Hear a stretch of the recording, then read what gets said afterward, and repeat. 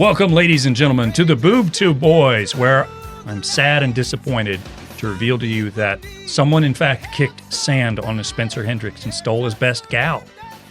That's unfortunate. I got over it, though, pretty You quick. did. I'm proud of you for that. But also, Brian got pinched by a lobster. Yeah, and it fucking hurt, and I'm not over it. And it was the one from Red Lobster, the one that owns it. You meant the Red Lobster. Yeah. Not just a Red Lobster. The main one. Oh, okay. The guy who makes the decision on when to do endless shrimp every year. It's funny, they also have a lobster as the chef in every single Red Lobster restaurant. I don't know how they train them, but they do. Well, I would argue it's fucked up, too. That's like like if I was a chef asking me to cook, you guys. Because lobsters cooking lobsters, you know? Kids killing kids. Babies having babies. I think the lobster just kind of got desensitized to it after a while and didn't even see himself as a lobster anymore. Yeah, I know. Just day after day, chopping off his brother's pincers. He got real into those biscuits, those cheese biscuits that they have. Those are good. Yeah, they're pretty good. Do you think he ever, the main lobster, the chef lobster, he gets home and starts to feel remorse for what he's done, and he looks at himself in his lobster mirror and he says, I'm a carapace hole.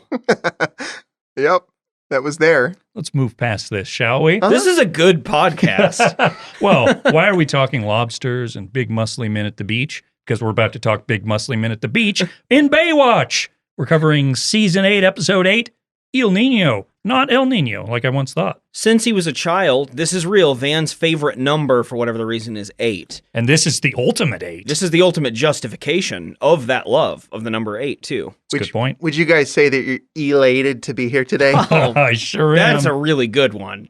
We talk about a lot how oftentimes the second episode we cover of a show tends to be the wackiest. Yeah, and that is so much the case here. And the last one had a jack of all trades, like Hawaiian shirt serial killer guy. But that happens in shows, particularly as they go on longer and longer because they run out of stories. That could, I was thinking that it was something that we were doing. Like we were somehow turning all these second episodes into crazier experiences, but that's true because we always pick one later in the show. So who knows? Maybe we're getting like the bottom of the barrel stuff the writers had. Like, fuck, let's try this idea. I've had this written down for 20 years. Let's see if it works. Bottom of the ocean, even. And they had just one more season basically on primetime television. I mean, they had others, but this is it. One more season after this for, quote, good Baywatch, and then it started to really fall off a cliff. That's what they say. But the cast has also changed pretty aggressively since our last episode to this one, just 5 years later. A lot of turnover throughout its entire run. We didn't get Pamela Anderson in our last episode, but she's also left the cast by this point. Also, Nicole Eggert has left, Alexander Paul, Kelly Slater, who played Slade, he's gone. Probably to do another surf movie. Most of these have been replaced with other actors, some with lobsters, some with other animals we're going to see. We'll talk about that in a moment. But Carmen Electra is now making her second Bootu Boys appearance. You guys remember the first? House, yeah. Dr. House, yeah. But she was a guest star there, whereas here, she's a featured player in a primetime drama. What's interesting, too, is I think of Carmen Electra and Baywatch together, but she was only in one season. So she wasn't there very long. I didn't realize she was only in one season. Yeah, 22 episodes. For whatever the reason, my primary association with Carmen Electra is just she was on MTV a lot. She's like a dating show. She was also dating Dave Navarro from Jane's Addiction at one point, and every other 90s band probably at some point during that time. So, that's mainly what I knew her as a general 90s celebrity. Sure. We'll also get several other cast ads here, but none of them are at all that interesting or notable, except, of course, the addition of Kelly Packard to Thank the cast. God, I was going to come across this fucking barrier between us if you thought she was unimportant. I wrote in my notes her second ever BTB appearance from California Dreams. She's not been around in some 90 episodes, but Kelly Packard is back. She was Tiffany, who was, of course, with Jake Summers, who you might remember from having to get into a motorcycle duel with Tommy Keating. I remember those two. No, I remember Tiffany was the one who was trying to figure out how to do burping right, correct? Yes, she is the good-natured blonde lady from California Dreams. She was really well-meaning. I liked her. Not as much as Sam, but, Sam's the best. Yeah. We'll get into the episode then, and we have a lot to cover, so we might as well. Baywatch begins as Baywatch always begins. Tight bodies, big titties, and one very buff old man with a mustache running on the beach and diving into the water. This guy fucking rules, and I think we should all... This is what we should aim to be as old men. Because he's buff as shit, so he's in good shape. But also really determined. Even more than being buff, he looks like he has a destination in mind. Now, it's the water. But metaphorically speaking, I think a little bit of that drive is healthy. I am kind of disappointed we really didn't get him. Me too. We never get to hear him speak. Maybe when we cover the Baywatch Christmas episode, we'll get it, which I'm sure there is. Yeah, they have to save Santa from drowning from an eel. From an eel. Booth is there. But also, you know what? Having watched several episodes of Baywatch now, I would like to point out that the intro sequence doesn't really show anything cool compared to what happens in the show. I mean, sure, there's jet skis, and sure, there's a sailboat, a big colorful sail, and there's people jumping out of a helicopter, but I don't see like any monsters. No. I don't see any serial killers. I think it betrays what the show is. And I think if you leave the monsters out of the opening credits, you kind of do a disservice to potential new viewers who might say, look, I've seen Baywatch. I kind of know what it is. I've been to the beach. Yeah, and I know there aren't monsters. But you put one in the credits and all of a sudden, seed of doubt. Exactly what I was thinking is, since they went back and they remastered it and they put the same one for all of them, right? Yes. What they could have done, and I'm not an expert, I haven't seen more than the 2 Baywatches we've done, is just make the entire 2-minute opening sequence the eel the whole time for every single episode of Baywatch. And then I'd be like, that's pretty cool. I'm watching this show. And since these are remastered, Van and I do a Star Wars podcast called Podcast a Star Wars Story. We do. And that reminded me of what George Lucas likes to do when he remasters something. So what I'm proposing is these Baywatches should have had Jabba's the Hutt walking around on the beach in the background sometimes. Dewbacks and all kinds of other just and they noisy just look shit. really embossed and out of place, and you're like, wow, somebody added that with a computer. My one thing I always contribute when you talk about George Lucas going back and redoing things, I have the one thing, which is that everyone got real mad when they reshot the original trilogy or something. Remastered. And they had Hayden Christensen in the sky waving or something. That's one. Yep. Okay, so that could also be in Baywatch. It's just Hayden Christensen waving in the sky. And the big one where they redo it to where Hasselhoff does not shoot first. But is he a Force ghost at any point? We haven't determined that. We don't know. Also, by the way, that's one of the few changes in the special editions I don't mind. Continuity. Okay. It's okay. It's not as bad as people. That doesn't seem like it. Yeah, I don't really see the problem with that, to be honest. There are other really bad ones, but that one I think is fine. Of course, by the way, the other thing we get in the intro is some people stand in the darkness. So don't forget that's there. Because I mentioned the song felt kind of old and tired in 1993. Well, it's 1997 now. Even more old and tired. They just stuck with it. They're like, yeah, we're not going to back down. They're like Tom Petty. You can just use Tom Petty's songs. He wouldn't have cared. No, he wouldn't mind. He's a real artist. Well, you know who should be in Baywatch is Jimmy Buffett. He's made for this. This isn't Margaritaville, Brian. I think he would probably be a really good on-screen companion for David Hasselhoff. I think so too. And like a guy that he chills in his lawn chair in the beach office. You don't want Jimmy Buffett in action scenes. That's not his style. His style is it's 5 o'clock somewhere and I'm somewhere. I'm sure we're going to get into this, but that's a little bit what they did with David Hasselhoff in this. He got kind of demoted from the action because he's getting a little older, so there's hardly any shirtless David Hasselhoff in this episode. He took on more of an office and when he role. Is shirtless, he's got those britches up like to his neck, so you can't see the waistline. And you know what? David Hasselhoff's in still very good shape for his age at this point. Sure, absolutely, because he's got to be pushing 50 by this time. Yeah, but you guys just talked about it. He does not have the same body he did 4 years prior. No, that was definitely, like you said last episode, the peak. The end of the peak. This is a man who still exercises, but allows himself a bowl of ice cream. Or a hamburger, if you've seen that video. Or perhaps a cheeseburger attempts to paradise. eat the cheeseburger for a while. He would be, due to his fame in Germany, of course, hamburgers would be very appealing to him. This is why, by the way, Baywatch managed to succeed so well in syndication is international markets loved him so much, particularly Germany. That is a real fact. Yeah.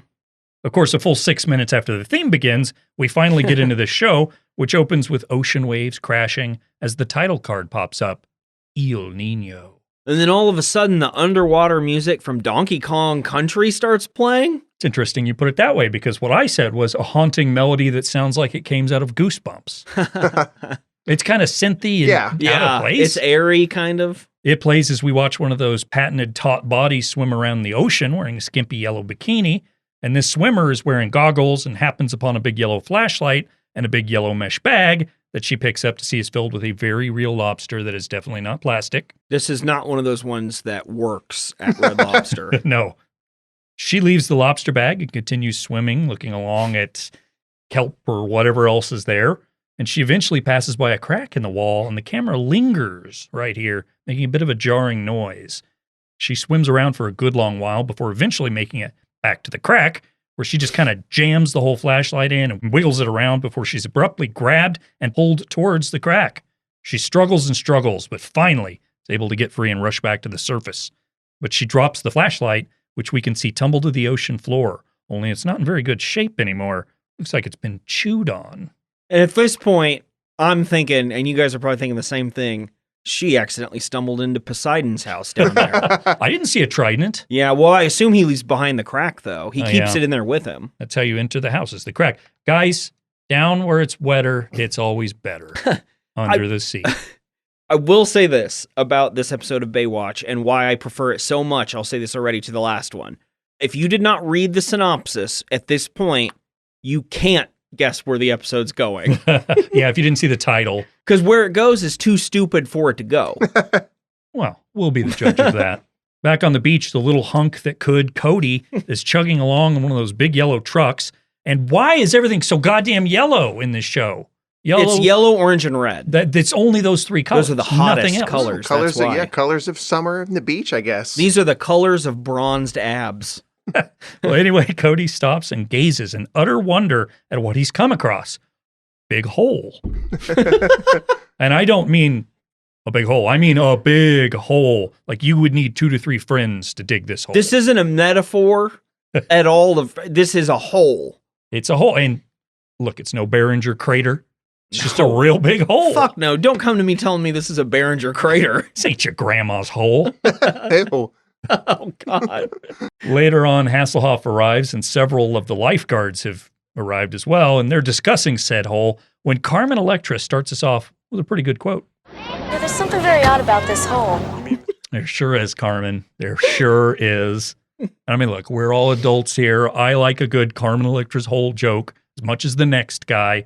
But in truth, I do think it's funnier to imagine that she's really talking about an actual hole. No, it is way funnier to think about that. Something about this hole doesn't look right to me. Because I posit to you guys, how many holes do you come across where you're puzzled by them? What's the frame of time?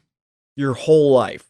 And your whole life. One at best. One. That's what I'm saying. I don't think these are that frequent. It's kind of like how people in movies are always finding reasons to lift a manhole cover, and you wouldn't have a reason. That's another kind of hole, though. Another kind of hole. On today's episode, we discuss all of the types of holes, all 6 of them. It's starting to get a little jarring. I'm hearing hole every other word right now.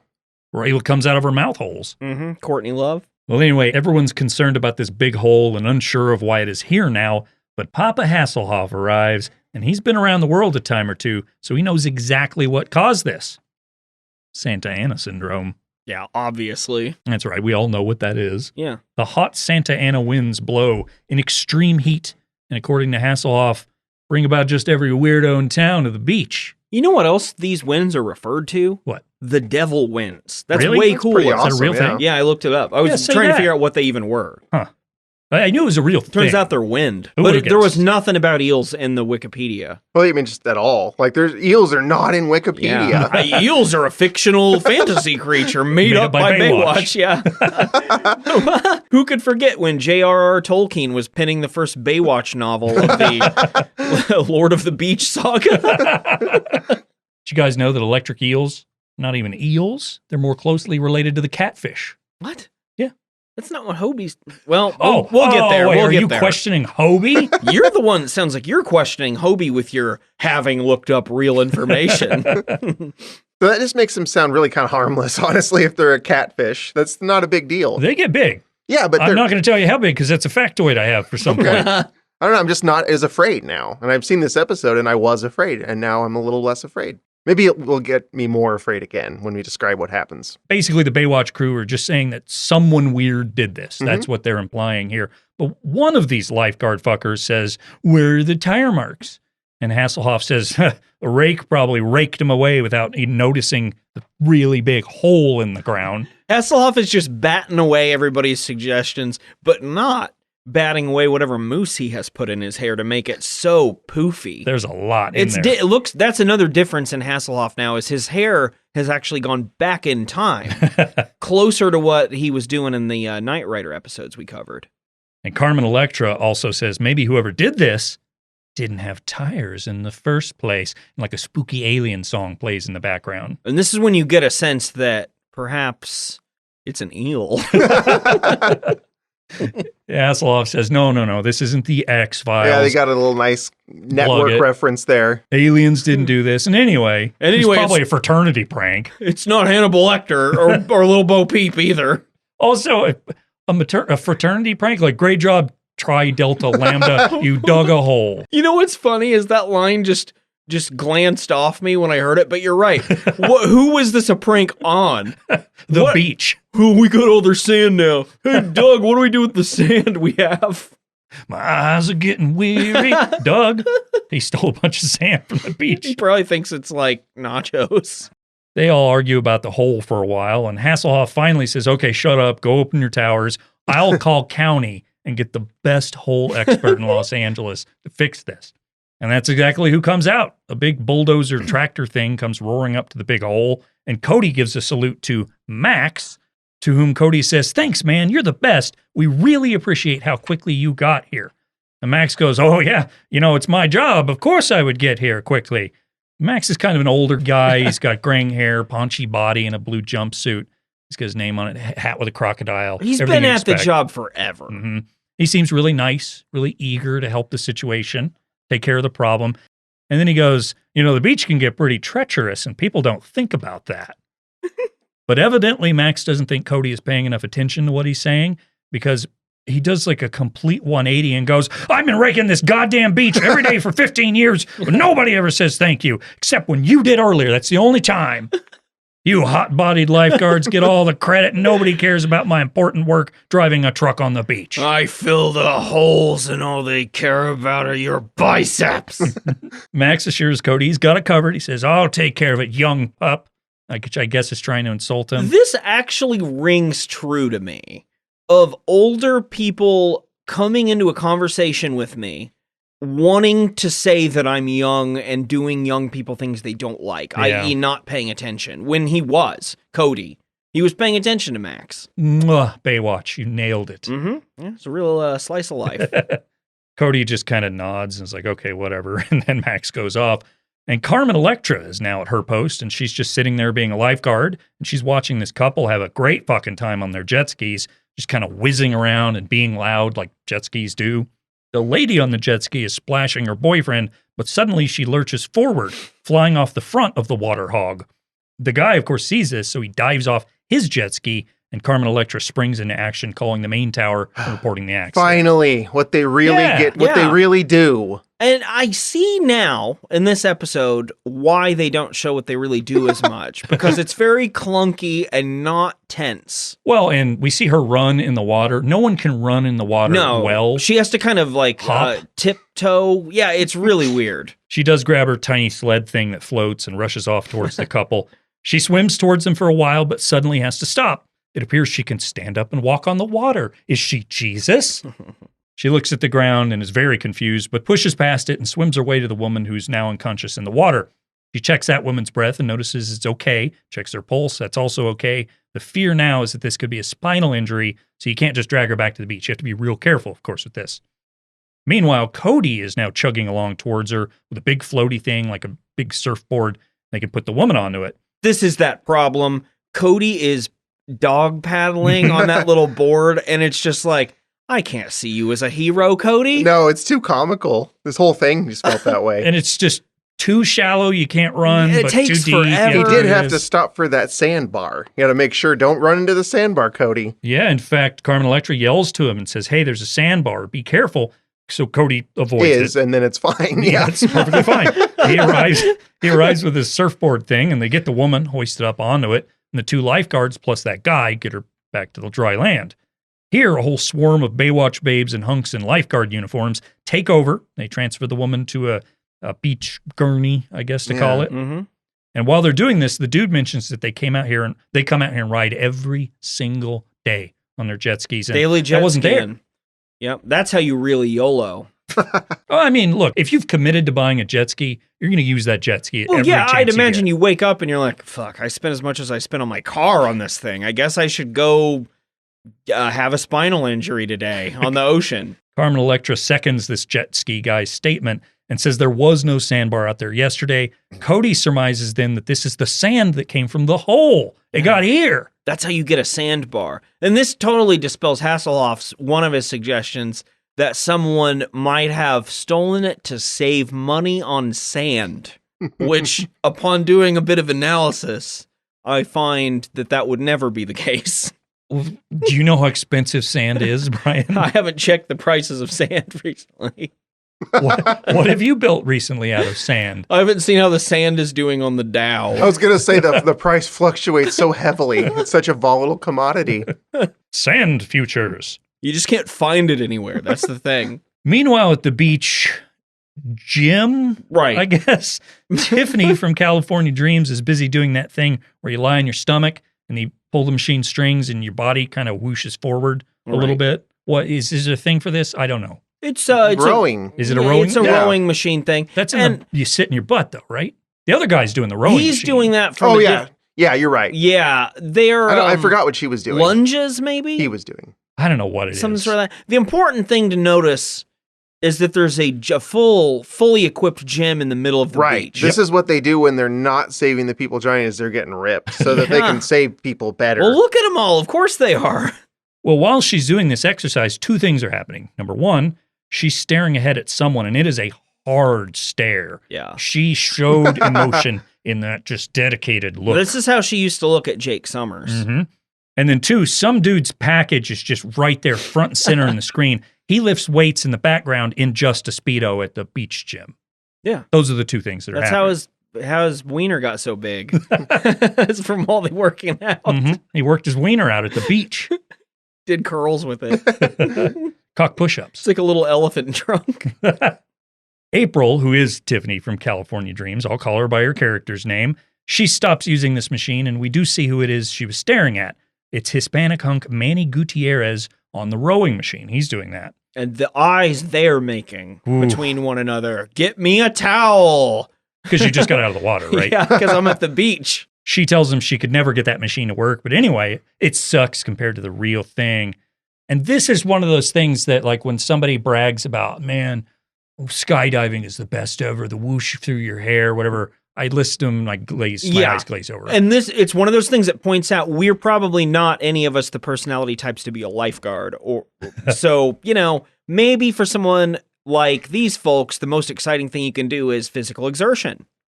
And while these two are talking and doing all of this, two things are happening. Number one, Manny just doesn't stop. He just keeps working out and rowing with a dumb look on his face. And then number two, a different Speedo-wearing man is behind her in the position of that thinking man statue, the fist on the chin. He's not budging. He stays there without flinching the entire time they hold this conversation. Just like the statue of David, I think is what that is. Maybe. Is it? No, that's that other guy. That's him like pointing or something? Yeah. That's that other guy. Don't know about art, guys. Yeah, we don't know about that kind of thing. You know what we know about is eels and the beach. Well, that's the gist of this scene. Two stare at each other, and tonight they're going to take, quote, the dory out, whatever the fuck that is what I wrote in my notes, because seconds later we immediately find out what the dory is. Boat. Yeah. But is it the name of the boat or is it a type of boat? I don't know. Sounds like a type. I don't know. The way they say it is in the way they say a few things in this episode where they're almost doing a House or Bones jargon insert. Yeah. Like, we're ocean people. So we're not just a bunch of pretty faces and chiseled bodies. We know what the boats are called. I don't know that many boat types. There's like a schooner or something. A schooner is definitely one. You got canoe. Got your regular old sailboat, obvious. Regular, that's throwing some shade at sailboat, Spencer. I think they're futuristic. You got your pontoon boats. You can do anything in a sailboat. I've been on those. That's like the only kind I've probably been on. You've got the big ones, the yachts, right? Yacht. Isn't that whole like class? That 100-footer off Biscayne Bay, or whatever Rick said in that Magnum PI episode. Cruise liners. I think that's all. We just covered named all the boats. April and Manny are out here on this boat in the water with their faces right up against each other's, but their mouths don't stay stuck together for too long, as suddenly a dark green tail comes poking up out of the water. The main character. Sloshing. It's finally here. April sees it and grabs a couple of large yellow flashlights, like we saw earlier, to get a better look at what it is, and they finally spot what they think it is, which is a dead sea lion. Upon seeing a dead sea lion, Manny immediately rips off his shirt and dives into the water to go after it. Of course. He reiterates that it is dead, and April tells him, no, I saw something moving. There's something else there. And it's then that the camera pans to a rocky alcove where we come face to face with the sea's deadliest creature, an eel. Spencer, did you know that electric eels can grow up to 8 feet long? I didn't know that, but that would be a really big catfish if that's what they're supposed to be related to. I don't think that fact is taking into account the Santa Ana winds. Right, that's what we'll find later extends. Right, but just a note for Wikipedia or whoever compiled this information. Sure. This eel looks a lot like the eel in Super Mario 64. It does, and I'll go ahead and say this here.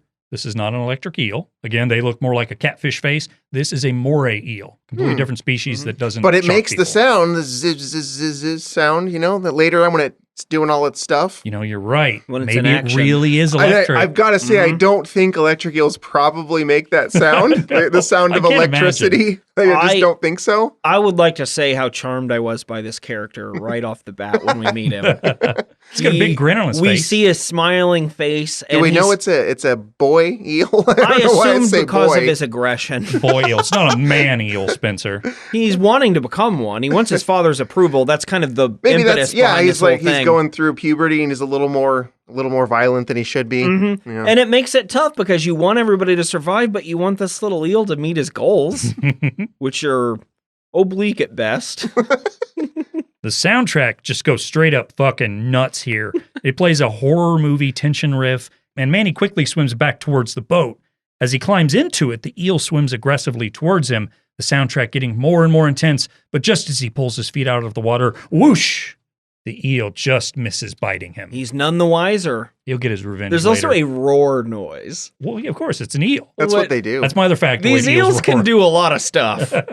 The eel, having lost out on his dinner, snarls and roars and swims off. He already ate the sea lion.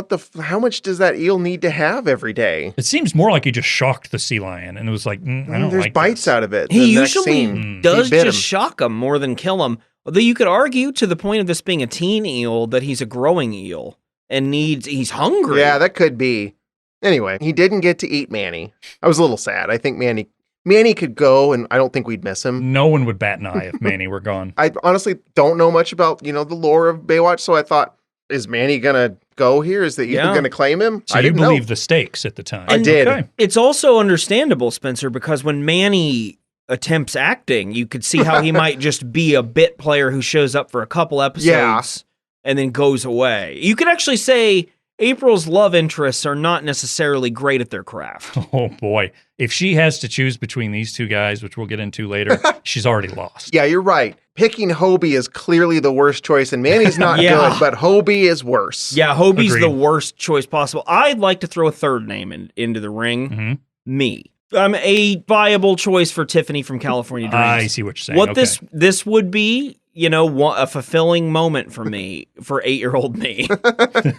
I'm glad you finally made it this far. Yeah. I honestly thought you were going to suggest the eel. I was confused for a Well, little that's bit. the right choice. I don't want the eel involved in this because then I definitely lose. I'm confident I'm more appealing than Hobie or Manny. Yeah, that's true. Well, speaking of Hobie, we get a look at him. It's years later since last time. Same actor, except he's gone from a young perv spying on the girls' locker room to the douchiest looking human being in the history of douchedom. This is the spiky-haired guy. Yeah. Somehow, at the end, I recognized it was Hobie, and I guess I just put it together. But I thought to myself as I watched this scene, that is one hairstyle for men that just has not aged well, is the spiky hair thing. Just loaded down with I don't know gel. if it's coming back. It's the Jersey Shore look. One of those guys Yeah. had it spiked straight up, but also cut to where it's flat on top. So it's like a step, like STEPPE, like Mongolia on his head. It makes him look a little like sort of a great value brand Frankie Muniz. Yeah, I could get behind that. He's also wearing white wraparound sunglasses. He's muscular. Hobie's jogging along the beach with another lifeguard, and he asks her if she's heard of the hot new place, Club Insomnia. This is one of my favorite scenes in TV history. No. Because she goes, yeah, I've heard of it. Do you mean the Club Insomnia that would be the new coffee place with live jazz? Live jazz. I love that part. This is and the way, this is Cheryl, by the way. The way she reads that line is so funny. It's like, did I accidentally just stumble onto a commercial for Club Insomnia? The way she says it, like, oh, you mean the place with, and then reads their menu. It's kind of like the Walker episodes where he talks about the charities, the Chuck Norris Foundation or whatever. But Club Insomnia, they picked the opposite of what a place called Club Insomnia would be. It's like, I'm going to go get a cup of Joe and write my novel on my iPad and listen to some jazz. Oh, you're heading to Club Insomnia then, huh? Well, what kind of jazz is this? This might be some fucked up live jazz. Like 3 a.m. jazz, where people are just out in the middle of the night and it's like weird fusion jazz or something. Maybe you figured it out. I don't know. We're going to have to crawl into the Baywatch world and attend Club Insomnia. All I know is I'm not going if it's, I like my jazz live. It has to be live. If they're just piping it in, I'm not interested. I don't want any of your dead jazz. That's what I thought was just like, okay, you really don't need to beat that point home. They're live jazz musicians there at Club Insomnia. I need a man that is 78 years old and every ounce of 78 years because he's had a hard fucking life and that has influenced his jazz music. I'm now picturing Cheryl screaming this at Hobie as she says all this stuff. And he goes, huh? Yeah, you'll never believe it. It's the only club in the world that's a coffee place. Anyway, he goes, yep, that's the one.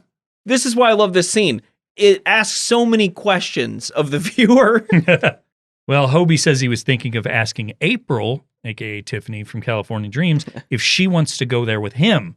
The other lifeguard here, Cheryl, is pretty surprised at this because April is a little bit older than Hobie. I think it's 17 and 26 are their differences. Oh, boy. Which, in 5 years, that won't be a big deal. But right then, a little weird. Isn't that not even legal, technically, for April's perspective? I think 17 is. Is it? Depending on the state. I don't know. And the beach has their own laws, as we know. Well, we do know that. On the beach, age is actually more a state of mind, just like it's 5 o'clock all the time for Jimmy Buffett.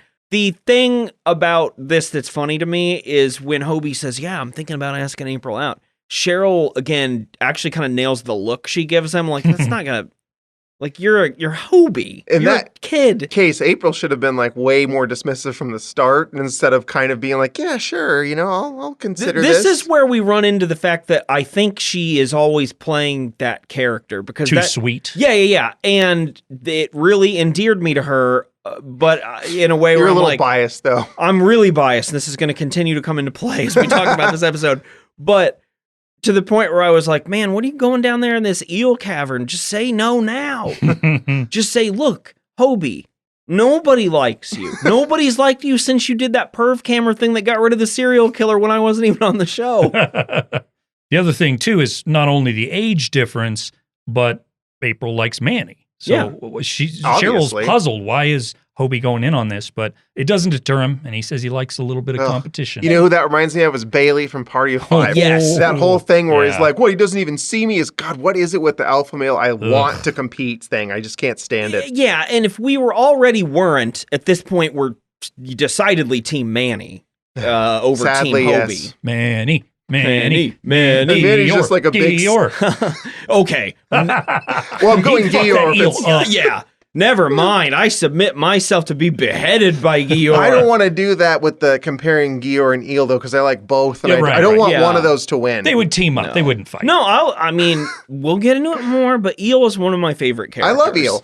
I want to also say that we on Team Manny reluctantly because Manny is just like he's a plank of wood. Yeah. Like there's nothing there. Vacant face.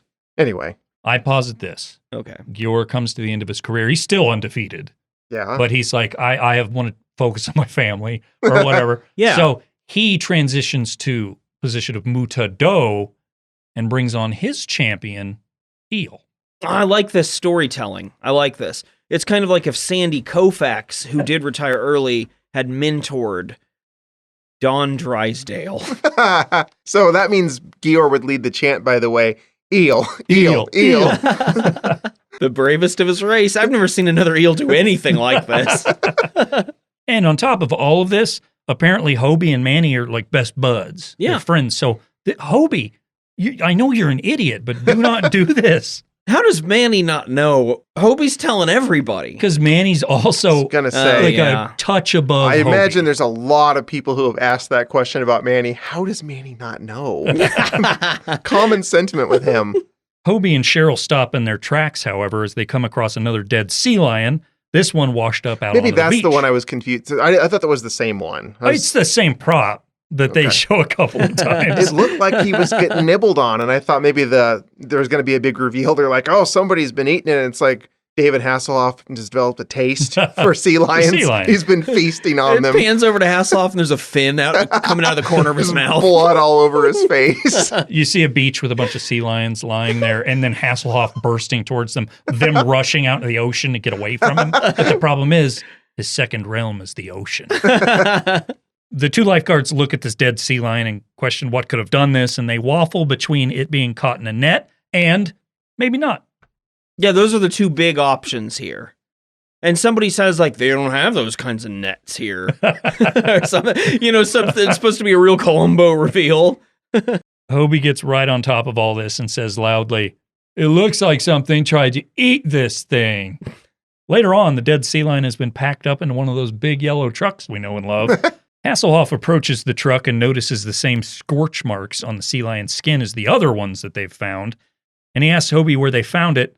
Hobie says out by Tower 17, which causes Manny to say that's where he and April were rowing the other night and found the other dead sea lion. So it's all here. This is where we're seeing these dead animals. He should have looked right at Hobie and like, that's where April and I were kissing with our mouths. Man, thank you. We were kissing with our buttholes. Oh, God. This show is not... It's PG, probably. Fan, that is ludicrous to suggest. Too far. Anyway, back to what this eel did. Manny asks Hasselhoff if he knows what killed the sea lions, and Hoff responds by saying Dr. Meyer at the Malibu Aquarium says the other one died of a massive heart failure, and it looks like it had been electrocuted. Manny says electrocuted? We don't have any downed power lines out that way, do we? Hasselhoff says, no, there's none that I've heard of. But what could it be then? Well, let's just listen to their suggestions and find out. Well, what about a fisherman with a taser or stun gun? What about an electric eel? So of course, that's Hobie and he's right, but he shouldn't be. No, he really shouldn't be. And Manny rightfully laughs at him here. Everyone's real dismissive. I mean, Mitch is like, that's the stupidest thing I've ever heard, Hobie. Yeah, even David goddamn Hasselhoff is smart enough to figure out this isn't an eel. Let me throw out an equally plausible scenario. Please do. Somebody got in a plane and threw a giant toaster that was plugged in into the ocean, and it electrocuted the sea lion. Brave little toaster right there. Yeah, just as good as Hobie's thing. Just wasn't the case, as it turned out. Oh, by the way, you know why Hasselhoff says no one's ever seen an electric eel in the 25 years he's been here? Because they're freshwater, so they wouldn't be in the ocean. And they're from South America. They do not come to North America. They're mostly in the Amazon basin. I can absolutely dispel everything you just said. I know what you're going to say, with but 3 words. Go ahead and say it. Santa Ana wins. You could have shortened it and just done the other one. The acronym that we decided was cooler. Yeah. I don't remember. Then it would have been 2 words. Devil wins. Oh, devil wins. That's right. Do you know that electric eels also have poor eyesight and utilize low-level electric charges as a kind of radar to see in the water? So they're not using it aggressively. They just need to see. Oh, they use it aggressively, but not always. I think they're misunderstood. And I'm wondering if maybe we should have not viewed the eel as a villain at this point. We don't know anything about it, except what we decided in here, which is that it's growing up and having a rough childhood. I agree, Spencer. I think Eel's had a rough lot of things, and I think he's growing up the best he can. Just trying to find his way. Jeremy Wade once caught an electric eel. That's a fact. I know about that. Yeah, River Monsters. River Monsters. That's a show we absolutely are covering at some point. I'm doing this so I can get all my eel facts out of the way so I don't have to do it anymore. Did you know that the very first battery was created thanks to scientific understanding of an electric eel? You do now. That's amazing. Yeah. And of course I knew that. I'm really impressed that eels contributed to science in that way. Good job, eels. Well, I don't know if you know this, but Niels Bohr, noted physicist, eel. Wait, what was his name? Niels Bohr. Eels. So he just is. He was an eel. Yeah, he was an eel in a lab coat. Okay. Smartest guy. You know, and it's weird that he got away with it for that long. Got away with it. Got Like away the with others weren't being an sure. eel. I think Niels Bohr is an eel. No. Nah. Well, Even though his name has the eel in it. I mean, I saw his degree from Yale. Did you look that close? I think it might have said eel. That's good. I like it. Not just Eels Bohr, but from the college eel. It was actually an eel in that Scooby-Doo thing where he says, and I would have gotten away with it too if it weren't for you nosy kids or whatever. Or for that meddling eel. After mentioning how absurd it would be for an electric eel, which is a freshwater fish, to be found in the ocean, Hasselhoff yells off camera to someone named Monica to get Dr. Meyer on the horn, and a mysterious voice just kind of goes, okay. And Hasselhoff just kind of wanders off. We need to hear a word from our sponsors, so let's take a break, and Eel will be right back.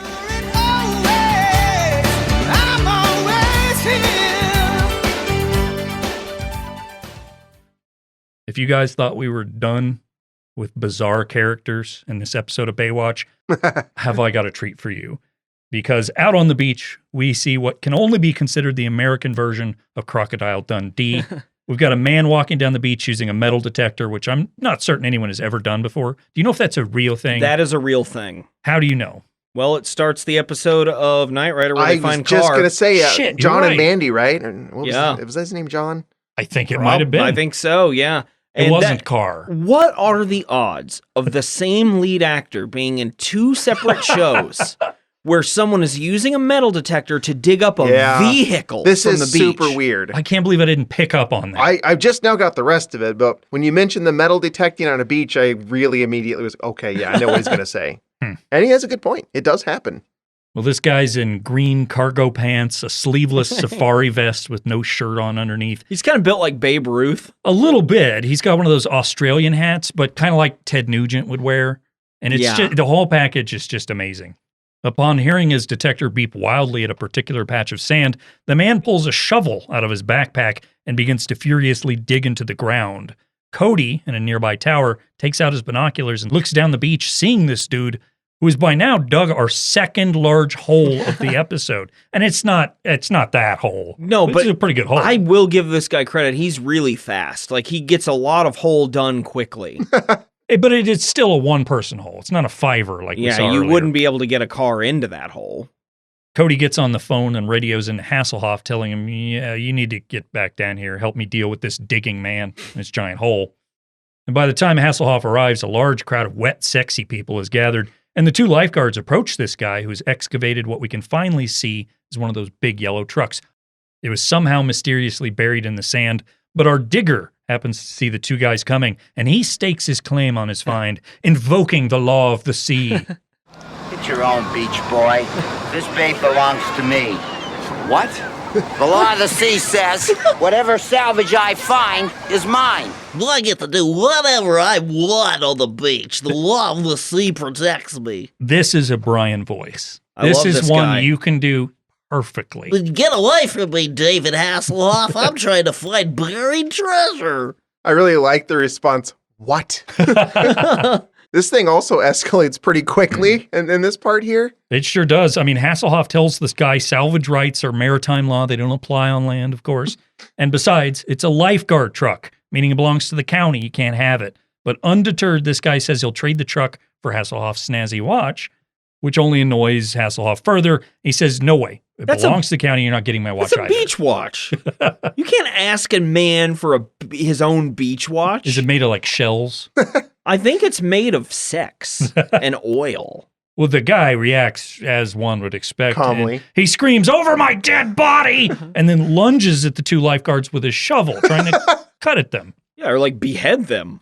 And no one's really all that worried about it. Like, No. for the most part, everyone's pretty calm. Yeah, he misses, and Cody kind of pushes him down a little bit, because then he stops. He's done. He's tired. He's dug that hole, and now he's attacking people with shovels. Tiring We work. actually don't know how long he's been at it either. He might have been at a different part of the beach digging and metal detecting all day long. Sure. Hasselhoff tells Cody to hold on to the guy while he gets every lifeguard he can find down here to start digging up this truck. While holding him down, this guy says to Cody, I'm going to call my lawyer. Cody reacts the exact same way he's reacted to every single old man he's met this episode. Just kind of like, okay, whatever. He's like, that's fine, whatever. man. Like, I wish you guys would be nicer to me. I'm not really doing anything. Like, I seem like a nice enough guy from what Brian has seen. Later on, several lifeguards are now armed with metal detectors, and they're searching the beach for the other lost truck. And Max, the beach maintenance man, is here. He's preparing to tow away that first truck they dug up. Hasselhoff walks over to Max, who tells him, hey, they're keeping me pretty busy. This must be those Santa Ana winds, huh? Looks like somebody does need old Max. And Hasselhoff politely thanks him. He's like, hey, thanks, buddy. We really appreciate the hard work you're putting in here. Max's response is, yeah, sure you do. I wish you or Cody would listen to me. I think the beach prospector guy and Max should just go to a diner and complain about life together every morning, and they'd probably both be fine. They'd be much happier. Get it all out. They'd have a friend. Yeah. But hey, what's a second in Baywatch without another bizarre, memorable character? Cheryl, the lifeguard, played by Ingrid Walters, by the way, we didn't mention her name. She says, hey, Mitch, we got a long-distance swimmer out in the ocean. Should I check this out? A long ways away. So we pan out to the ocean, see a bald-headed figure swimming way the hell out there. And Cody says, oh, you mean old Jonah. Yeah. He's been swimming here every day since I was a rookie.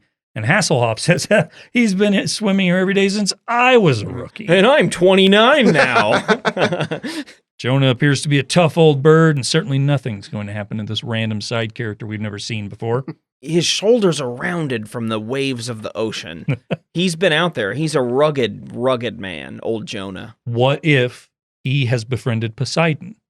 Yeah. That's why he's so good in the sea. I think it's not only possible, but likely. Probable, yes. Next, Cody and Hasselhoff are walking off when they run into none other than the goofy metal detector guy who calls their metal detecting skills amateurish. And he's right. I mean, look at their form. By the way, all of the lifeguards' metal detecting is really funny. Like the visual of it, it's Just a lot wandering. like the paddling. It just seems so... The soundtrack is telling you to kind of grab your seat, but in reality, you're seeing the most boring thing ever. They're looking for equipment from the county. Where's the buried truck? I mean, that sounds pretty cool. But there's this eel guy out there. And it's not an evil truck either. No. We've seen those. The metal detecting guy explains to Cody and Hasselhoff that if you'd be reasonable about my fee, I could help you out. I'm an expert metal detecting guy. Hoff tells them, look, we're not going to pay you to find the truck that belongs to me. Go away before I lose my temper. Just as he does, the guy says, you need to be polite to me. I'm a taxpayer and I might call my lawyer. As he squeaks those words out, suddenly his metal detector begins beeping wildly, and he yells out to Hasselhoff with a big old grin on his face. Now, since this show refuses to simply take a breath and chill out for 1 second, we next see old Jonah himself swimming along like he's done every day at this beach for the last 25 years. Today's a different day, my friends. It's a day he'll never forget. Suddenly, a toothy visage appears beneath the water as our old friend, the killer electric eel, appears. It bites down on the old man's leg, and he screams out in pain and begins to thrash wildly. But fortunately for him, Cheryl, she kept a close eye on him. Who wouldn't? The old Jonah we're talking about. She yells out to Hasselhoff that she thinks something is wrong with old Jonah, so he and Cody look out to see old Jonah convulsing in the ocean. Hasselhoff rips off his shirt, and the two men rush out to the swimmer while Cheryl calls it in on the radio. And we get to see plenty of scenes of this just old guy shaking and convulsing out in the ocean because he's pretending he's being eaten by an eel. He's doing a lot of electric eel character work here, like to act like he's been attacked. This is the Hasselhoff scene from earlier I mentioned where it's clear he's aware his body has changed because when he throws that shirt off, it's, he's got those pants up to his neck. It was so brief, too. We only got the 3 seconds or whatever. The rest of this, he's too professional and has to have his tucked-in sailor captain shirt thing. I know when a man's trying to avoid showing his skin as someone who does it. Yeah, as 3 men who do it regularly. I would imagine, too, that he'd already been getting made fun of for being like in a shirtless role as he got older, so he's probably getting sensitive to it at that point. With one final big shock, old Jonah screams and we hear electrical noises as an ominous score plays and the man goes limp. Fortunately for him, the lifeguards have arrived, and they notice he has no pulse, so they drag him back to the beach. Hasselhoff takes the lead here, and he and his team go to work trying to resuscitate the dying man using CPR. If only Slater were here. He can do it right away. But as long as they got the mouth. And again, famously was a lifeguard in Saved by the Bell lore, Slater. Eventually, they end up getting out the defibrillator and slap it on him, shocking his heart back into motion and seemingly saving the day. They have to get through all that chest hair to get to him, too, to get to his skin. Well, the other thing, too, is you guys know what a defibrillator does. It sends electrical shocks into your heart. What does water do? Conduct electricity quite well. Typically, you got to dry the shit off of these people, but they don't in Baywatch. They just What's slap that them eel on. do? Also electrocutes people. What do you think that Jonah and the eel, like, what do you think caused the argument? I think Jonah said something along the lines of like, I was here first. Eels these days looking at their cell phones, you Yeah. young eels. I think it's that. And then the eel snapped. He said, sick and tired of boomers calling me out for shit they did too. Yeah, Just like with their technology. I understand today's eels have new ideas they want to bring into the marketplace, but they still need to value what we did before, what Right. the older eels did. And now I'm going to have to electrocute you for this misunderstanding. Mhm. He doesn't try to eat Jonah, right? He just electrocutes him. But Doesn't he bite on him? he bites his leg. So I think he's trying to eat Jonah. He must know that he didn't bite him very passionately. Could have just been a warning shot. Yeah, he's just kind of Okay. like, here's what I could do, but I won't. You came into my cove, so get out. That's kind of why I think we can't say eel's not still within range of saving, is it doesn't ever necessarily attempt to devour someone. After the whole deal with old Jonah, we return from commercial break with douchebag father and douchebag son having a heartwarming talk. Hasselhoff and Hobie, they're together. They chat about old Jonah, and we find out he's in intensive care, but he'll pull through. It was a warning shot from the eel, like you said, warning shock. It was real touch and go there with old Jonah, but I'm glad he's going to be okay. I would have eely missed him. Hasselhoff says, "Ooh, boy, I'm tired. Hobie, you want to get a pizza?" But Hobie says, "Sorry, I got to take a rain check. I'm going out with April." He hasn't asked April about this yet, but he's confident. Asking is not Hobie's style. Hasselhoff is like, "Oh, okay, that's fine." Hormones. Yeah, as Hobie walks away, he says, "Hey, Hobster, she's down at Tower 15. He cares for his son." He's like, this isn't going to work, but I know how it is when you get real horned up from the Santa Ana winds. And then he mumbles about hormones. Which I guess he doesn't have anymore now that he's 39 or whatever. Yeah, that's a good question. Is Hasselhoff, is he getting it on in Baywatch much? Doesn't seem like it. Seems like he's married to the job. There are love interests, but I don't know how far they take that. I don't know if it's a silk stockings thing where there's moaning and rubbing on one another or what.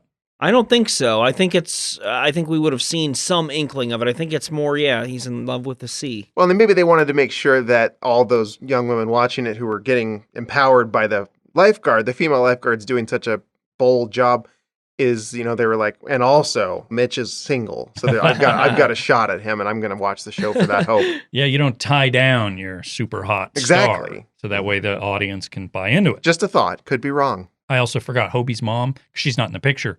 Killed by an eel. Oh, wow. I can see why he jumped to that conclusion then so quickly. And when they ask about I haven't seen an eel in 25 years of being here, not since that one ate Hobie's mom.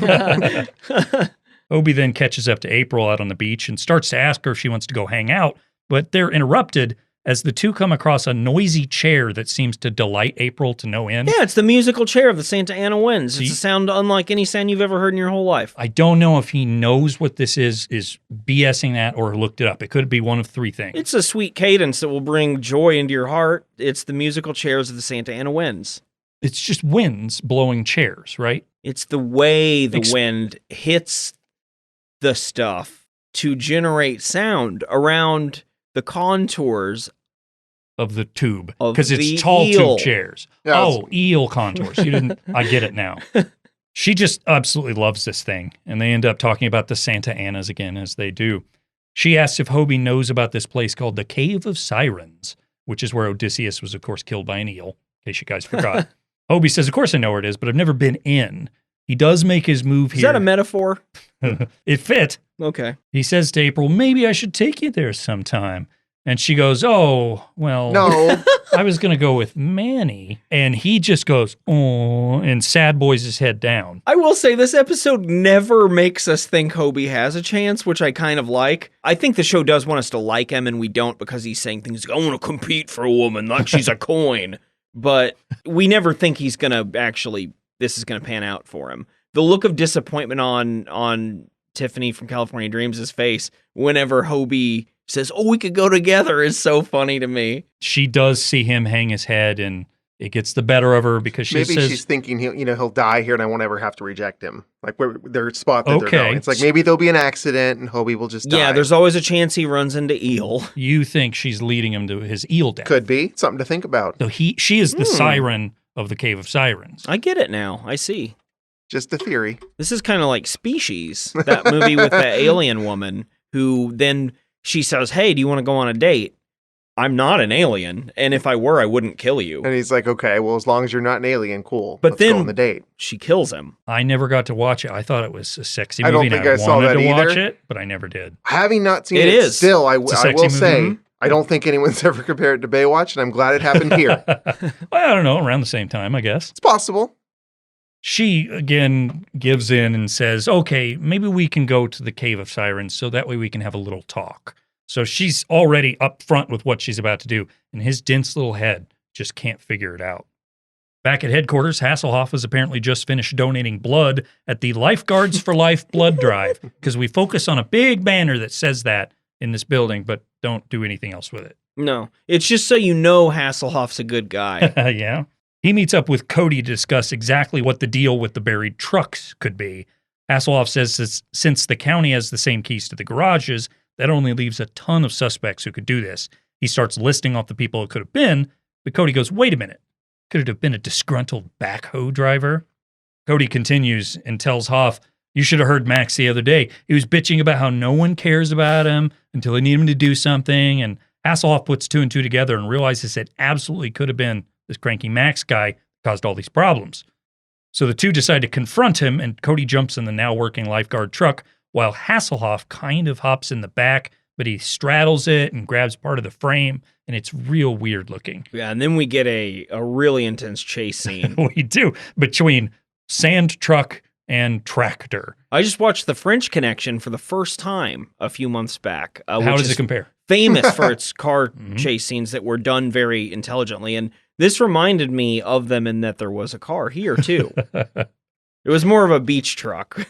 Eventually, they drive up next to Max, who is in that big tractor, and he's scowling. And when Hasselhoff yells to him to slow down so they can talk, Max just gets angrier and angrier and ignores him until they eventually pull the truck in front of the tractor and force him to stop. Hoff drags Max down and tells him it's time to chat about a very dirty lifeguard truck. At the beach gym, Carmen Electra is now doing that pool whoosh exercise thing April was doing when Manny arrives to ask her if she's seen April. Or, more appropriately, he arrives to say, hey, it was us, April. That's pretty good. You could be Manny. He leaked out the words. She hesitates, but eventually reveals that April and Hobie are together now at the Cave of Sirens, and this fucking blows Manny's little mind. He kind of stands there for a moment before saying, I mean, it's probably innocent, right? This You're is not pretty fucking funny. or nothing. Everybody knows that April's not into Hobie. Only Manny is dumb enough to briefly think so, but even his reaction is like, well, this seems hugely unlikely that anyone other than me that would even talk to Hobie. And he just stands there muttering Hobie for a few moments. And then Carmen Electra is like, yeah, I mean, everybody does hate Hobie, but everybody does want to fuck when the Santa Ana winds come. You're not going to like this, Brian, but I also kind of want to be like, Manny, Carmen Electra is right there touching you. Forget about Girl from California. And she I does. mean, She I think rubs that's on a him. ridiculous thing to say, but I understand your sentiment. It's literally like going to the best restaurant in the world and they're saying you can have free anything you want. And you just pick something on the menu. It's all the best. It's Baywatch. I compared women to food at the best restaurant. Yeah, we're not doing great on our being appropriate, are we? We're talking Baywatch. We're talking about Baywatch. There's also something we're not thinking about for Manny, which is the eel sexually, because the eel, like him, eel a few words. Just Powerful. kind of more known for its physique. Electric body. Yep. Speaking of Hobie and April, by the way, the two have arrived at the Cave of Sirens, and they dive into the water to look for the entrance, because it's an underwater thing. They find it, swim deep into the cavern, but unbeknownst to them, the vicious killer electric eel is here awaiting new prey. Hasselhoff, of course, is now meeting with Dr. Meyer, And he's asking her about the bite marks on those seals they found, the dead seals. Guys, this scene's awesome too. It's This is pretty good. like Law and Order by children, and it's not like Law and Order's good, but that's kind of what we're trying to do here. He asks about what could have caused the bite marks, and she says, I couldn't find any creature that could do it until I found this. And she hands him a paper, and the paper it just says eels up top. And then it's like double spaced pictures of eels, 24-point font, and 2 pictures of eels. Some intern made this in 30 seconds, and Hasselhoff looks at it like it's the fucking Holy Grail. Yeah, she's like, here's your dossier on the suspect. And eels, picture of an eel. And this is after she says, we've had our sketch artist draw the victim. And it's somebody like a kid drew a sea lion and wrote sea lion. Or man, it's just, this scene is pretty great. It's And amazing. if you took the dramatic music out and put some goofier music, you could convince someone this was a comedy, this specific scene. I think you could. But Hasselhoff says, wait a second. There aren't any electric eels in this area. But Dr. Meyer says, no, normally there's not any electric eels in this area. But during a recent earthquake, some of our holding tanks cracked and we lost some specimens, including an electric eel. The Hasselhoff's like, and you never bothered to mention this deadly monster to me? And she goes, well, we figured it was so far from its natural habitat that it couldn't survive, which is true. It would not survive in seawater. That's a real, though, like, we'll just let it go and see. In my early 20s, especially, there'd be a lot of financial problems I'd get into because, like, I don't want to look at it and things would get worse. And I feel like the eel is my bank account in 2006. It's something you don't want to leave unchecked. But that's not all, Brian. In fact, thanks to the bite radius, they know that this eel could have been up to 10 inches wide and 25 feet long. It's a big eel. And he's still growing too. He's a growing boy, Spencer. He's a teen eel. And we already know, thanks to Van, eels are only supposed to get up to 8 feet long. It's because of the Santa Ana winds. The devil's heartache. What is it? The devil's winds. Heartache. Oh, that's simple. I keep Just forgetting, devil's but it's good. winds. Hasselhoff has more questions, and he asks if it could emit an electrical charge good enough to stop a sea lion's heart. And when she says yes, well, what about a fully grown man? She tells him at this size, fully charged, an eel like that could probably take out Arnold Schwarzenegger. I'd like to see him try it. There's no way he'd be able to electrocute me to death. I am the kindergarten cop. So he can do metal detector guy and a flawless Arnold Schwarzenegger. I was in Predator. Do you not think that the eel is some form of the predator too in the water? Well, he asks her, where could this eel be then? She says, judging from the sea lions found, probably in a cave somewhere. Holy shit, you guys, I just put 2 and 2 together. Aren't Hobie and Tiffany from California Dreams in a cave? They're at the beautiful, alluring Cave of the Sirens. They've arrived, and Hobie convinces her to go exploring in the murky water around, where we see that a certain eel happens to be swimming. And that's when, like, you hear the live studio audience doing, ooh. Let's go ahead and take a quick break, and when we come back, eel.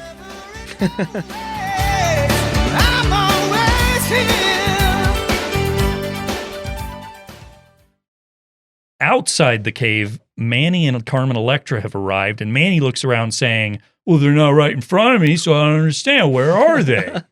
But eventually, the two realize that maybe April and Hobie are actually in the cave, so they grab some of those spare air canister things and dive into the water.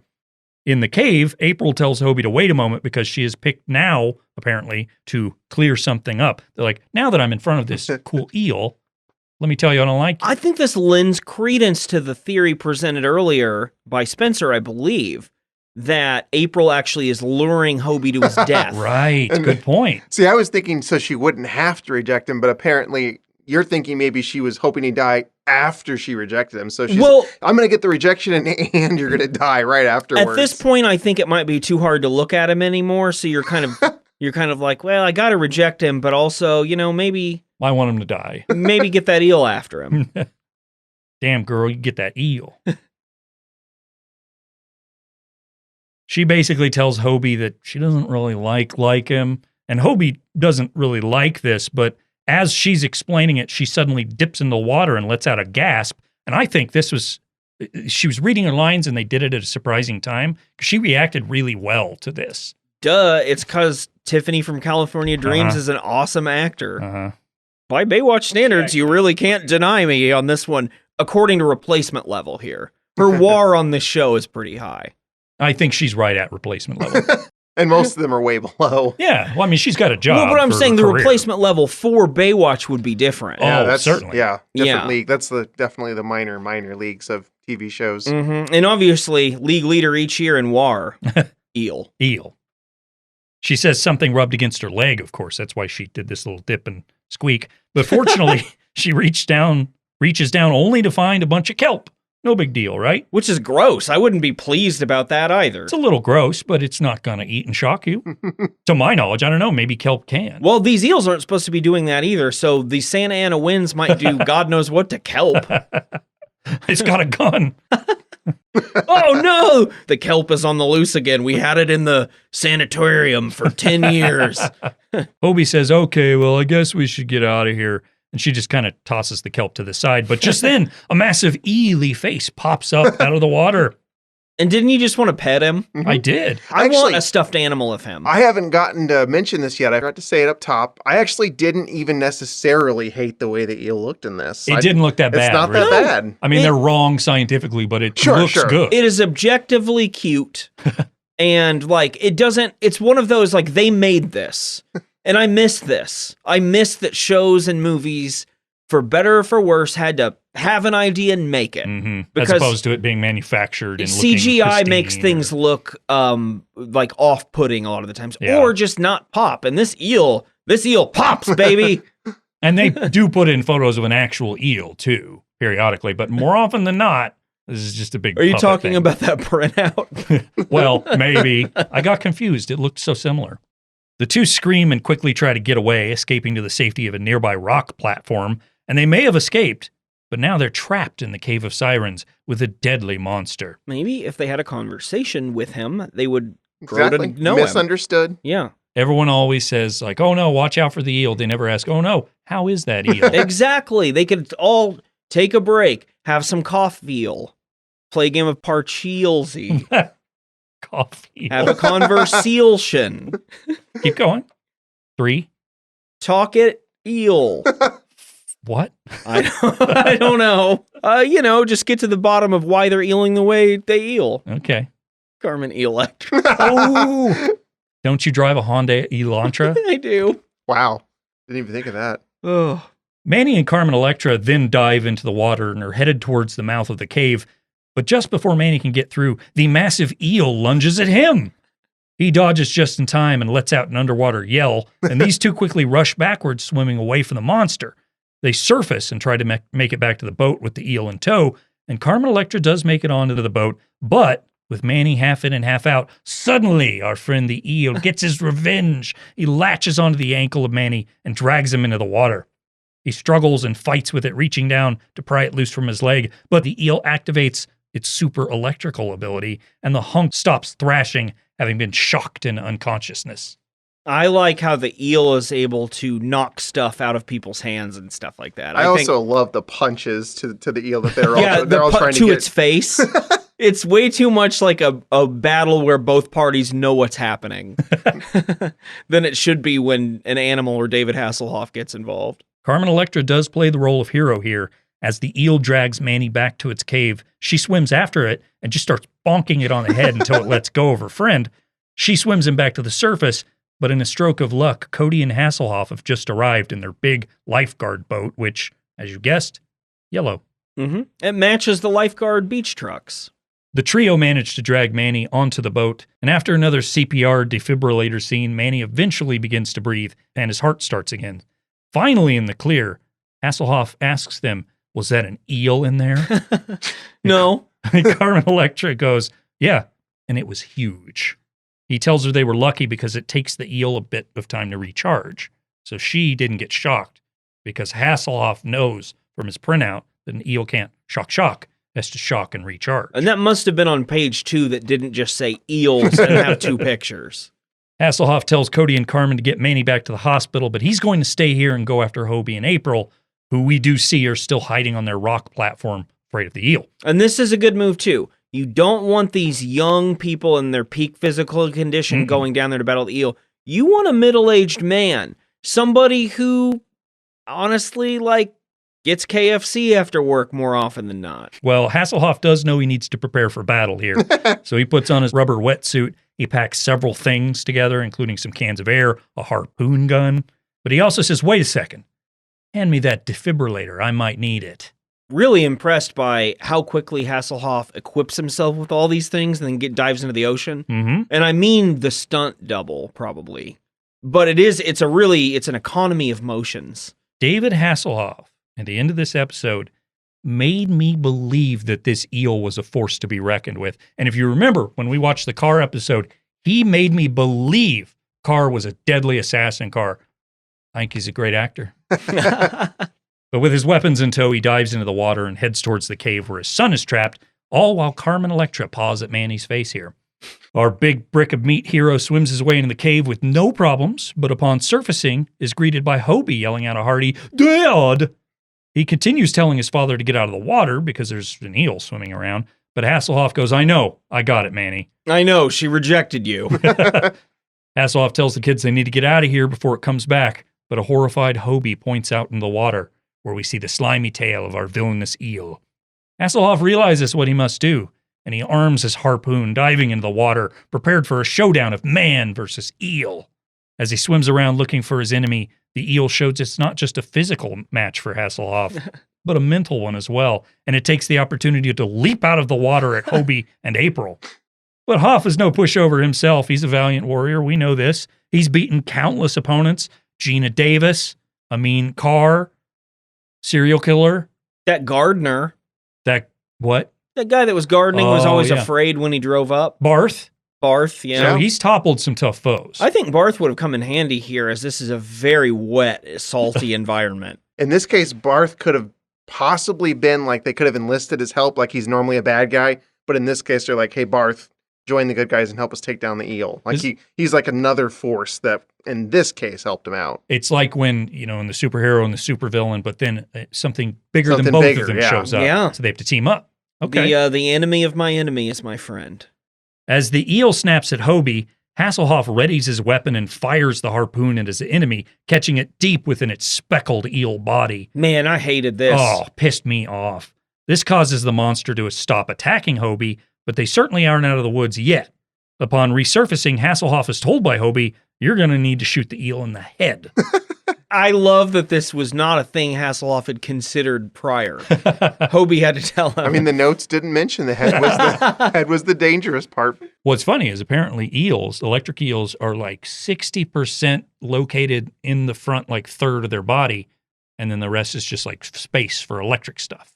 Wow. So you really do have to get them in the head. Interesting. Yeah. Hobie knows. He saw the second flyer. But the creature now lunges directly at Hasselhoff, and the man is saved only because he manages to stop the eel's mouth by using the harpoon gun as a shield. And the eel latches onto it, and he's fighting and wrestling with it. I thought for a moment the eel was going to take it and shoot Hasselhoff with the harpoon gun. Well, the two thrash for a moment, a tangle of arms and eel. And we watch David Hasselhoff wrestle with this fake eel for a while. This goes on for at least 40 seconds. And I'm glad that they gave eel time to show what it can do. Yeah. Right. Now, he didn't just die right away. Other directors will hire eel for their show. This was no squash match. Hoff is able to contain the beast momentarily, but in the long run, this is going to be a losing battle with the eel. He needs to do something and fast. That's when he remembers his ace in the hole, the weapon he can use to defeat this monster and overcome insurmountable odds. The defibrillator. If you're going to fight me with fire, I'm going to fight you with fire. Electricity versus electricity. Yeah, in the water. Turned his own weapon against him in a sense. I was wondering, maybe that would make him stronger. He's electric. Is that going to just make him more powerful? Just adds electricity to his reserves in the lower 2/3 of his body. He's just recharging him. Hasselhoff shouts for Hobie to prepare the defibrillator while still battling the brute fiend, but unfortunately he loses his grip on the monster. Hobie leaps into action, prepping the machine and tossing his father the paddles. By now the eel has gained its bearings and is prepared to strike again at Hasselhoff, with the machine shouting "charging" in the background and Hoff waiting paddles in hand. The beast dives at him, but Hasselhoff's aim is true, and he catches it within the paddles with its razor-sharp teeth inches from his face. It thrashes, and Hasselhoff struggles to hold on while yelling for Hobie to activate the charge. Will the device be ready in time? Will the eel slip out of Hasselhoff's powerful grip? Finally, as if by the grace of the maker himself, the machine is ready to activate, and Hobie presses the button, which causes it to fire a deadly blast of electricity from the paddles directly into the brain of the eel. In a flash of water and sparks, suddenly, the eel stops fighting and begins to sink, motionless to the floor. Hasselhoff did it, guys. Hasselhoff did it. He defeated the electric eel, which has plagued the area. He has a triumphant look on his face, and with a sigh of relief, the scene fades away. This was tough to watch. It's a loss for the eel, but sometimes when I identify with a villain or whatever, and they're going to die at the end of the movie, you need to enjoy the journey. Yeah. Because they have to lose. You for the good guys understand to the have a good destination. time. We didn't mention the very end where they all leave the cave and the eel resurfaces and he's just fine. And it's just like one eel thumb. You cut to the beach and you see one of the lifeguard towers and the eel's up there with a little hat on. He clearly can swim. He's running down the beach, slow motion. Old Jonah's talking to him like, I understand. We're on good terms now. Later on, Hasselhoff meets up with Cody, who asks him about Max, the disgruntled tractor guy. Hoff reveals the county isn't going to press charges, but the judge did order him to undergo a psychological evaluation first. This causes Cody to say, well, I guess it means it wasn't the Santa Ana winds after all. And Hasselhoff goes, nope, Max just snapped. But I think it was. I do too. I think he did snap, but it was because of the Santa Ana. I think that's what pushed him over the edge. You want to give him the benefit of the doubt. I do. I don't want him to lose his pension. I want him to be out here being cranky at the beach every day. I mean, and even in the state of California, we can do better when it comes to workers' wages, conditions, and recognition. That's right.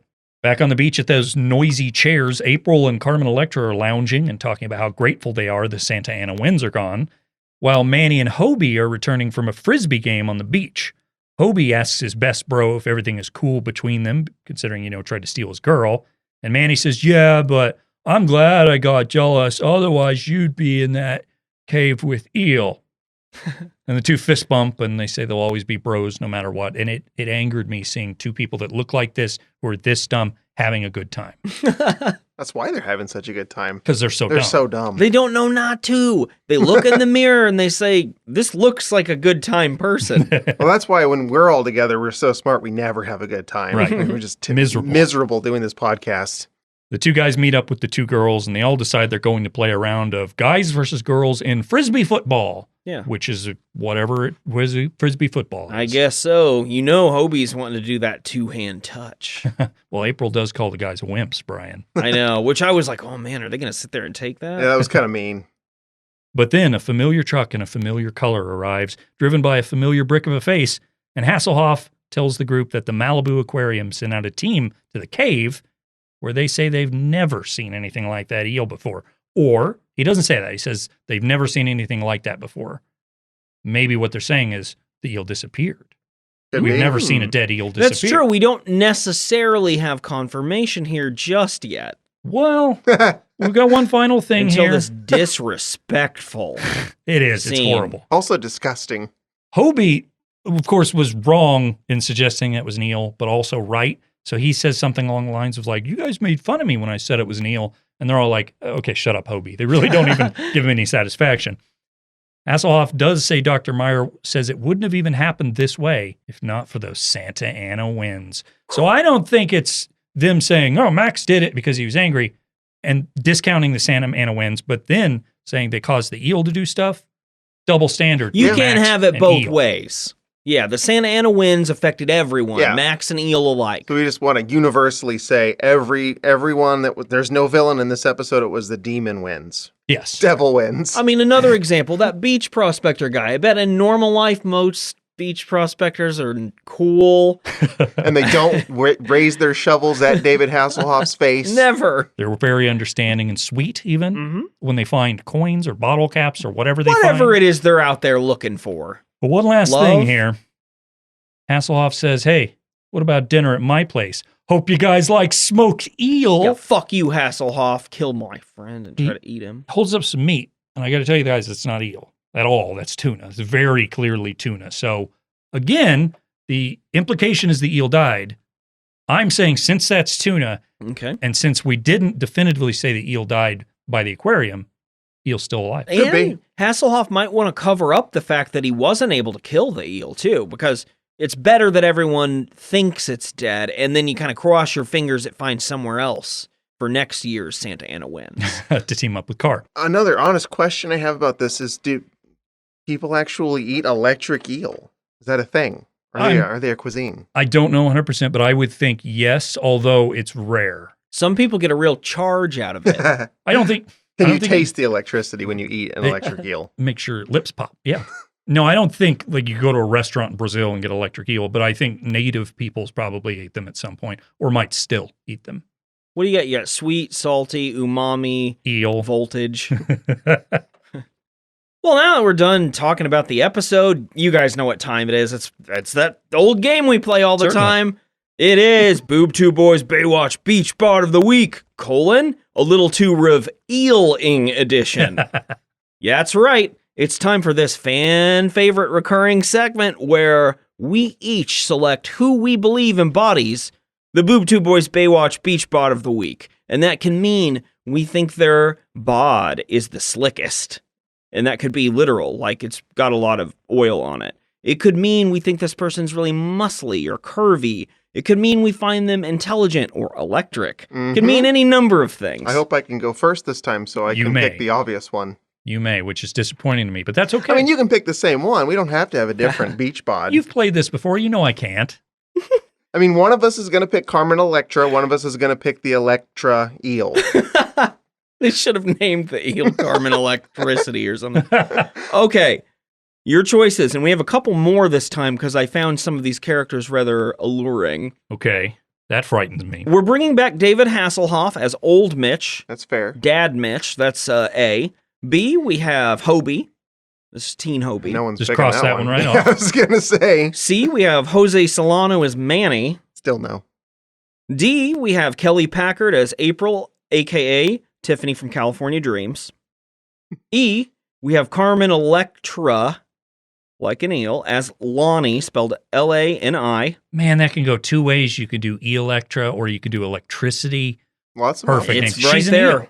And then we get into some real heavy hitters here. We have Gregory White, who plays Max, who again has a certain tenacity, depending on how much tension you want between you and a beach bod. Now, he is my dark horse candidate for one of us to pick. Well, I've got a couple more, Spencer, you might be interested in here in the store window. One of them is choice G. That's Marty Engels as the beach prospector. Mm-hmm. Prospector was his name in the thing. Yes. Which is absurd. The man knows how to dig a hole. He knows how to find a gold. Knows how to have a lawyer. And then our final choice H, Old Jonah. Durable. He's always there when you need him. Strong. I mean, swimming's hard. Yeah. So you got to be in good shape. And he goes all the way out there, man. Long distance. So, Spencer, you said you wanted to go to first. So, who are you selecting? I'm still waiting for you to mention the last choice, which is eel. Oh, yeah, I'm sorry. I forgot. I'm going to do a write-in on this one. Yeah, no, eel, that's okay. I'm going to honor your list. I had eel at the top without a thing. So, let me just say, choice I, eel. I mean, I feel like maybe I shouldn't pick him now, though. No, I think he's the choice. He's maybe too obvious. Well, let's just say that is the obvious choice then, so we have to pick our second favorite. Fine. Sure. I will go with Max. I think he needs some love. And, we are trying to spread the goodwill that we don't blame anyone in this episode. It was the devil wins. So I'm going to reiterate that point and say Max also, all that digging, probably has a hell of a beach bod. Yeah. And his personality is probably better than what we saw. This was not Max at his best. I also think you saying this as a person younger than Max would make him feel more encouraged about the youth of today. Well, I hope so. Maybe that'll help him give us more of a chance. The other thing about Max is, could you read the title of this that we would be bestowing upon the victor?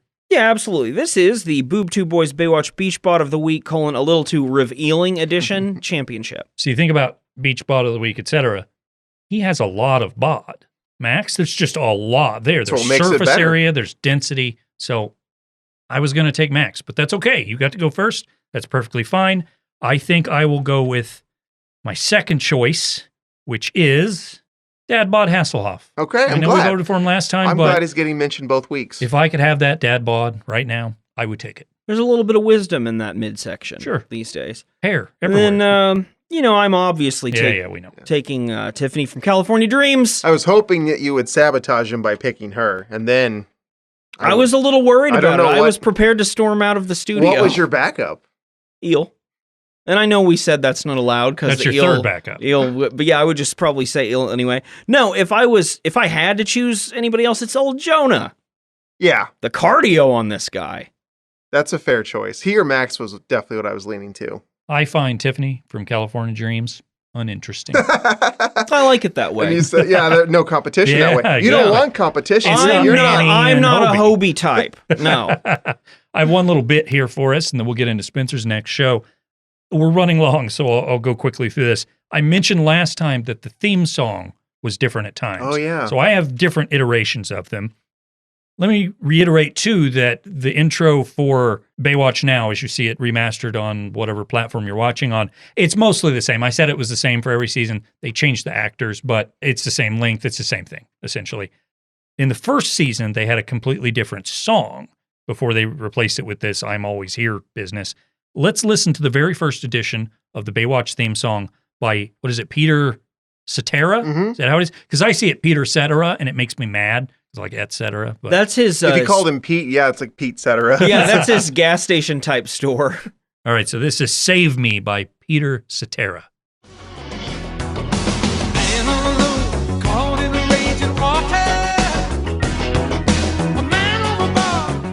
So in short, it's the same thing. intro song. Not much different, but virtually the same thing. Okay. Well, we also had a different outro to the show.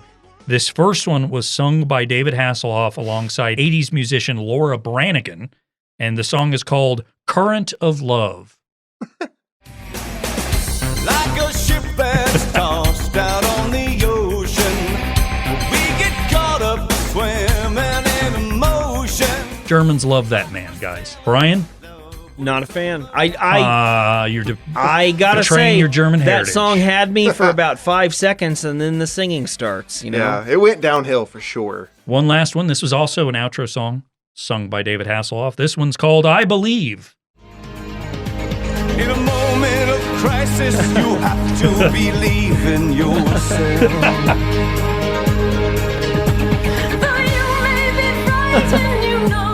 well, that one rules. So that was really David Hasselhoff? That was him. Why did he go with the country sounding thing there? Because he went in like, I didn't expect that from him. He's versatile. Did you guys know that the person doing the duet, the female part, did you know that was the eel? What a beautiful voice. I'm quite impressed. But they basically, when in the original run of this series, they had all these songs in different seasons and whatever. But again, the new remaster version, it's the same intro song with an instrumental outro of that same song. Oh, okay. That's where we're at. Beautiful. Well, that's all I have for Baywatch. Actually, no, we got to discuss how we feel about it. It was perfect. That's how I feel about it. There's nothing wrong with any of it. Oh, I'm sorry. That must have been the devil winds taking hold of me. Oh, it twisted Except and in a warped you. positive way, in Yeah. a good way. I'm not angel gonna wins. I'm not going to criticize this show for once. I'm going to take the time to not criticize the show that we do and just say it was perfect. Okay, fair I enough. mean, obviously it's not, but that's what I'm doing this time. We'll let Brian You criticize guys it. take care of the rest. Sure. So, yeah. Aside from being perfect, it was. Yeah, aside from its perfection, I came away from this wanting it to have been more of the sort of, I don't know, like lurid type of Silk Stockings-esque thing I thought it was when I was a kid. A little more adult, maybe. Sure, and a little wackier and goofier. And in the first episode we watched, despite its plot, it had laggy moments. Yeah. Where it's kind of Lots of. a lot of montage scenes. Mhm. With the eel episode, we get a lot more of what I was wanting out of Baywatch, which Eel. is there's this big eel somebody made. And then people are throwing around dumb suggestions. There's colorful side characters. There's a gym on the beach for no reason. This is the sort of just like nonsense I wanted more of throughout. And I assume there is more of it. But yeah, I mean, this is a pretty silly nothing of a show, like a lot of the ones that are really fun to talk about, which this one was. I preferred the second episode Of course. by a pretty wide margin, and that's what I want this to be, is just bizarre. I pretty much agree with that. I do find fascination that this was like the number one show for years Yeah, in the 90s, and it's this absurd. I kind of wonder, like, part of me thinks that this show should have been an 80s show. I just feel like it Yeah. would have, I feel like the beach part of it just would have fit more in. And I can hear the dumb, I know they did their little soundtrack here. I can hear the 80s songs playing over it instead. And it just those seems like, are. I mean, Yeah, that you're sounds right. It was so like 80s. 80s songs that didn't like refuse to die and went Yeah. to the next decade. But I'm hearing like Boys of Summer, like that sort of vibe. And I think I could have appreciated the show more as that, and it's just outright being campy instead of what a lot of shows kind of, I feel like they thought they could get past the camp and be sophisticated in the 90s, even though they were dealing with just dumb shit. There was a serious A little bit nature too to much that of This is the shows. problem is Look, the I actors said I are wasn't going to do this. the actors are absolutely playing it straight. Yes. And in a way that, and we talked about when we covered Knight Rider, Hasselhoff's not, sometimes he's quite self-aware, sometimes he gets a bit defensive when it comes to his craft. And you can tell that in terms of his facial expressions and everything. I think a winkier Hasselhoff would have served the material better. Yeah. That's a fair statement. And A winkier everybody. I did enjoy watching the show, and here's what it is to me: is it's not Walker Texas Ranger, which I'll put on at any point because it's absurd, but it's getting there. It's 60% of the way there, and that means that after I make food one day, if I'm feeling in a frisky mood, flipping through the channels, and I see on the Baywatch channel on Pluto, there's an episode with a stupid title about an eel. Let's see what I'm Eel's going to up watch to. it. I'll watch this and I'll have a good time. It's better than some of the shows that have been made better in a sense that it's so stupid I enjoyed watching it. But it's not all that. I just still don't understand how it became as popular as That it is did. weird. I think that about a lot of 80s and 90s shows. Actually, you know what? Still, I'll look at like what the most popular shows are beyond my comprehension.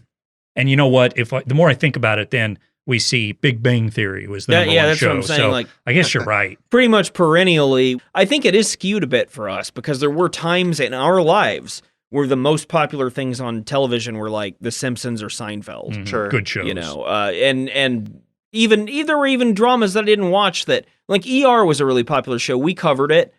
It is pretty good early on. Mhm. Later, helicopters kill people and stuff. But Kill like, mean people. I can see when it was the highest, most viewed show on TV. I can know why, even if it's not my favorite thing. Sure. I don't know with Baywatch.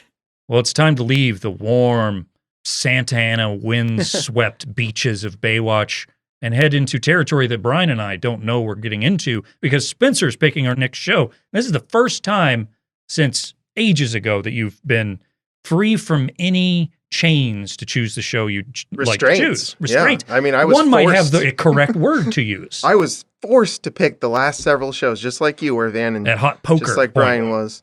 So we didn't get to do what our hearts told us to for a little while here, and it was miserable. We hated doing all those episodes. No, they were great. We've had a great time, and we're going to have an even greater time going this direction back, where we kind of like, well, you know what would I like to talk about right now? So my instinct was I wanted to go back to the 70s. That's all I knew I wanted to do Sure. with this show, because we've done a few, but I wanted more. So I thought it's time to go back into that era, and I wanted to do golden era 70s. So I didn't even know what I wanted it to be. I just Googled what were the best 70s television shows and went to and this isn't a comprehensive list or anything, but I went to number one. Some, I don't know, TV Insider or something said the number one rated show. I want to build this up a little more here. You remember how we did The Simpsons? No. And you remember how was it Nancy Reagan said that family should be less like The Simpsons and more like this one? No, it was Barbara Bush, but yes. Yes, okay. Pretty much, yes. Same people. Essentially. Do you remember that family? I remember. Who are they? The Bushes? No, like The Simpsons? instead of The Simpsons. Oh, like the Leave It to Beavers or whatever? Oh, the Allman Brothers. Who is One it? of those wholesome... The Wilsons. Oh, you got it. You're so close. The I know. Waltons. The Waltons. Waltons, yeah, because I think they have a farm, maybe even. I'm not sure. Well, I don't even know that. You're going to be a lot more sure after these. So, what we're not going to do is watch 2 full-length, 2-hour Walton movies, which is Why the not? problem. That's that what I wanted to do. I'm done with the podcast. Initially, I had picked out 2 holiday-themed episodes of The Waltons, and I was excited because it was like, these are not appropriate for the time of year that we're doing it, and I'm just wanting to go with 2 random holidays. Turns out, Van found out those episodes are 2 hours long apiece. So, How did you know we were covering the Waltons already, Van? Time is a flat circle, my friend. Man, I kind of, maybe this show's great and we'd love to watch it for 2 hours a pop. Oh, boy. Maybe. having delved into that world a little bit, just enough to know No, you do not want to watch 2 hours of Walton. So what we'll do instead here, we'll do season 2, episode 21, The Ghost Story. Oh, spooky. It's so scary. Can't wait to see what the ghost looks like. Curiosity over a Ouija board and the memory of an unexplained phenomenon that Olivia experienced after the death of a childhood friend create an eerie scene in the Walton household. And our second episode is season 6. I sure hope it's about a grandma who depresses everyone. Season 6, episode 22. Grandma comes home. You are gonna in get luck. your wish. Whoa. Grandma finally returns home after her stroke, but everyone is so protective of her that she no longer feels she is needed or has a place in the family at all. That's a shame for grandma. Yeah, so we'll do those two instead of the movies. I'm excited Waltons. for it because I think some of our most underrated episodes were the Father Knows Best episodes.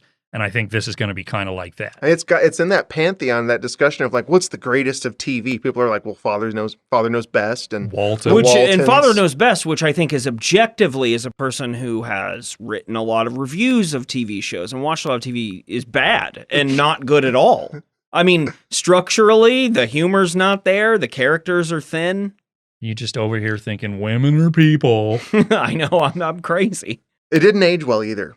Father Knows Best. No. It aged terribly. And was probably bad then anyway. Much like David Hasselhoff's career, it has not aged well. And so for Brian and I'm Van, The others.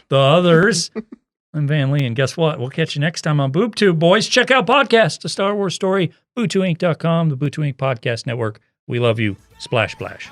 See you later. Holy shit, guys. What is eel backwards? Lee. That's my middle name. It's my last name? Van Eel. Van Eel. Brian Eel. Okay, time to head to the Social Security Administration office as soon as the first day of business happens.